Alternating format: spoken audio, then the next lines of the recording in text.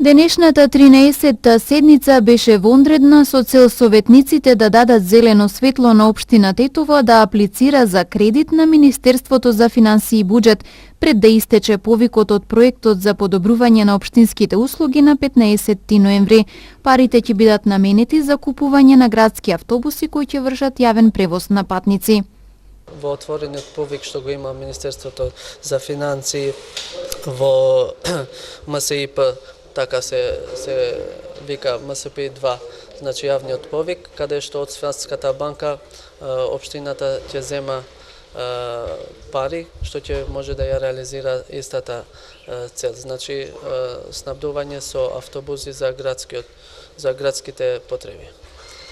Се работи за 5 автобуси што се планира да се земат и ќе се плаќа во рок од 10 години, па од кога ќе ни го примат, значи апликацијата што треба до 15 ние како општина да ја пратиме, значи во некој сроган може тие треба некои процедури да ги видат таму и на нас да ни биде одобрено истите финансии, значи па потоа ние да ги разгледаме и можностите, значи да бареме и од компаниите да достават понуди за автобуси и такви работи. Во отворената расправа за точката за набавка на автобуси за потребите на јавното претпријатие за јавен транспорт, советниците реагираа дека општина Тетово се задолжува да купи автобуси, а не се направило доволно да му се помогне на автотранспортното претпријатие Полет да опстане. Понатаму од советничката група на ВМРО ДПМН рекоа дека општината досега не покажала никаков интерес да проработи новото претпријатие Тетово Транспорт и покрај тоа што имало ветена донација за градски автобуси. Предпријатието за јавен превоз Тетово беше формирано уште пред 3,5 години.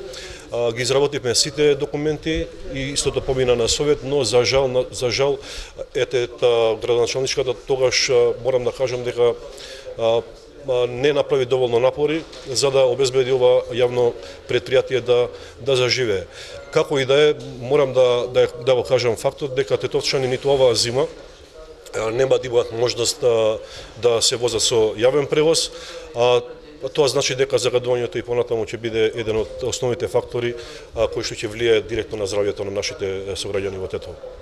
Во соработка со градоначалникот на град Скопје имаше договор во кој што е обезбедена донација на автобуси за град Тетово.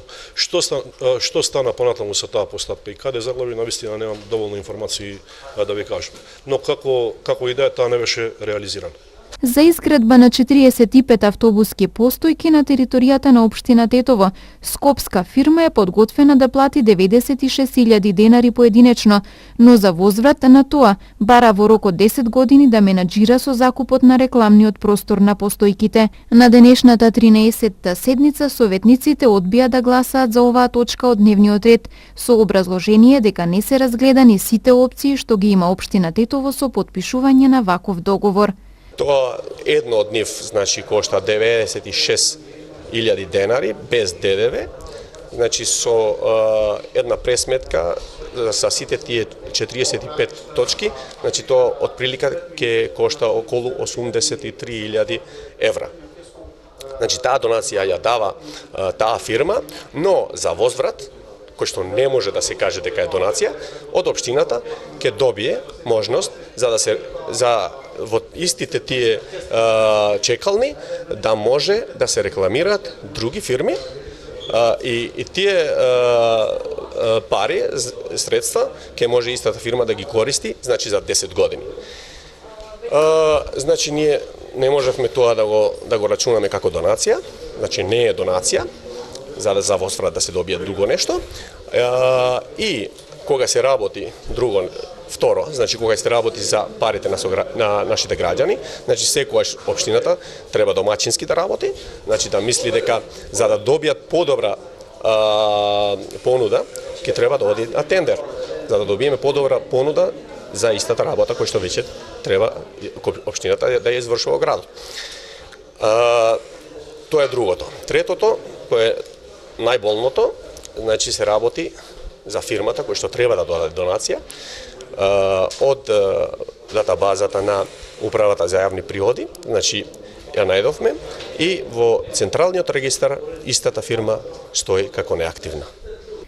На денешната седница советниците изгласаа давање приоритет за изградба на кружен тек на крстосницата на улицата 29 ноември и булеварот Видое Смилевски Бато. Во отворената расправа се реагираше дека општината има многу приоритети на кои треба да работи, а како пример ги посочија крстосницата на булеварот Благоја Тоска и улицата Љубо Божиновски Пиш, неозначените пешачки премини низ градските улици и нерегулираниот сообраќај пред училиштата. И на денешната седница се разговараше за повеќе битни работи, како што беа јавниот превоз и набавката на автобуси и изградбата на кружниот тек, кој што е многу битен кај раскрсницата кај МСМ, но исто така падна дискусија и покрај овие проблеми и приоритетите што ги даваме на Советот, имаме многу поголеми проблеми, како што еден ќе го издвоим од поголемите проблеми кај училиштето Братство, кој што децата не може да ги поминат улицата и има голем број на лоши и непријатни ситуации, така да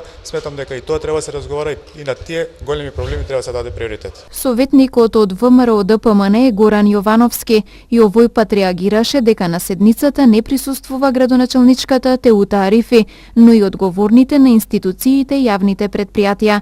Како што рече, не е возможно да се води конструктивна расправа доколку во неа учествуваат само советниците, а не и оние кои што треба да ги информираат за реалните состојби во градот.